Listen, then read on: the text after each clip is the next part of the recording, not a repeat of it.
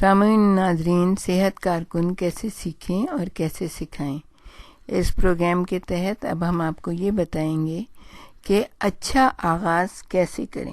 یعنی ہم نے کہا تھا نا کہ سب سے پہلے ہمیں اچھے طریقے سے آغاز کرنا چاہیے۔ تو اچھا آغاز کیسے کریں؟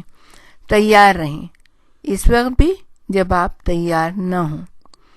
کسی تربیتی پروگرام کے شروع کے دن عموماً سب سے مشکل ہوتے ہیں، خاص طور پر جب اساتذہ زیادہ تجربے کار نہ ہوں۔ ضروری ہے کہ جہاں تک ہو سکے مختلف چیزوں کی پہلے سے تیاری کر لی جائے۔ خاص طور پر یہ جو پوائنٹ ہم آپ کو بتا رہے ہیں، اس میں پہلا پوائنٹ ہے طلباء کے رہنے اور کھانے کے انتظام۔ دوسرا پوائنٹ ہے پڑھنے لکھنے کی جگہ جہاں بیٹھنے اور روشنی کا انتظام ہو۔ تیسرا ہے بلیک بورڈ اور چاک، سفید اور رنگین۔ چوتھا ہے بہت سا پیکنگ اور پوسٹر پیپر۔ پانچواں ہے مومی چاک، پینسلیں اور مارکرز۔ اور چھٹا ہے طلباء کے لیے کاپیاں اور کتابیں۔ ساتواں ہے چیزیں بنانے، امدادی سامان تیار کرنے، زرعی کام اور دیگر سرگرمیوں کے لیے درکار اشیاء۔ اور آٹھواں ہے کم از کم چند دن کا ٹائم ٹیبل اور کلاس پلان۔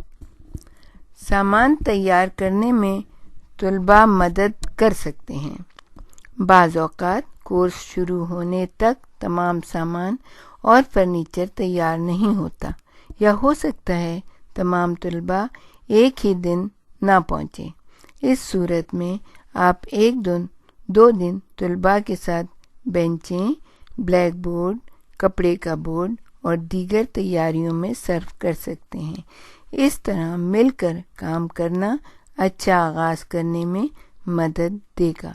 ساتھ کام کر کے گروپ کے افراد کے ساتھ ایک دوسرے سے خوب واقفیت ہو جاتی ہے۔ یہ ضروری ہے، ایک جو ضروری بات یہ ہے وہ یہ ہے کہ اساتذہ طلباء کے ساتھ مل کر کام کریں۔ یہ نہ ہو کہ ان کو کام کر کے دے دیں یا انہیں بتائیں کہ فلاں کام کرو۔ طلباء کی شانہ بشانہ انہیں برابر سمجھ کر کام کرنے سے سیکھنے کے عمل میں مدد ملتی ہے اور دوستی کا رشتہ قائم ہو جاتا ہے۔ لیکن اگر آپ کو بینچیں، بلیک بورڈ یا دیگر چیزیں تیار کر کے آغاز کرنا ہے تو اس کے لیے ضروری سامان موجود ہونا چاہیے۔ کورس کے لیے سامان تیار کرنا آغاز کرنے کا عملی طریقہ ہے۔ اس سے لوگوں کو ایک دوسرے واقفیت اور مانوس ہونے میں مدد ملتی ہے۔